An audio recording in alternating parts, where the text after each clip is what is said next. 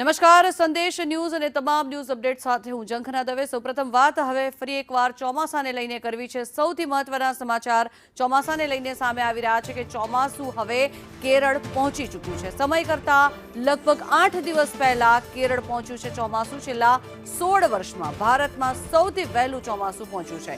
છેલ્લે 2009માં 23 મેના રોજ ચોમાસું કેરળ પહોંચ્યું હતું।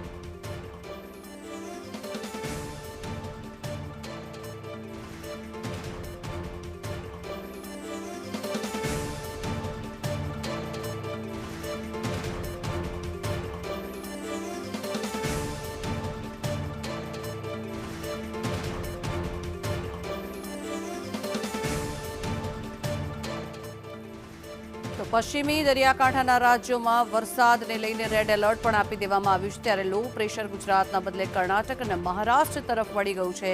ત્યારે એક તરફ જ્યારે ચોમાસાની શરૂઆત થવા જઈ રહી છે, ચોમાસું હાલ કેરળ ખાતે પહોંચી ગયું છે। વર્ષ 2009માં છેલ્લે ચોમાસું વહેલું પહોંચ્યું હતું અને ત્યારબાદ અત્યારે 2025માં એટલે કે 8 વર્ષ બાદ ચોમાસું વહેલું પહોંચ્યું છે। ત્યારે મહત્વનું છે કે આઈએમડી દ્વારા પણ આગાહી કરવામાં આવી છે। આજે કેરળમાં ચોમાસાનું આગમન થયું છે અને કેરળના મોટાભાગના વિસ્તારોમાં વરસાદ વરસી રહ્યો છે। સામાન્ય રીતે 1 જૂને ચોમાસું કેરળ પહોંચતું હોય છે, ત્યારે આ વખતે 27 મેના રોજ ચોમાસું કેરળ પહોંચવાની આગાહી કરવામાં આવી હતી, પરંતુ કેરળમાં વહેલું ચોમાસું બેસતા મહારાષ્ટ્ર અને ગુજરાતમાં પણ વહેલું ચોમાસું આવી શકે છે।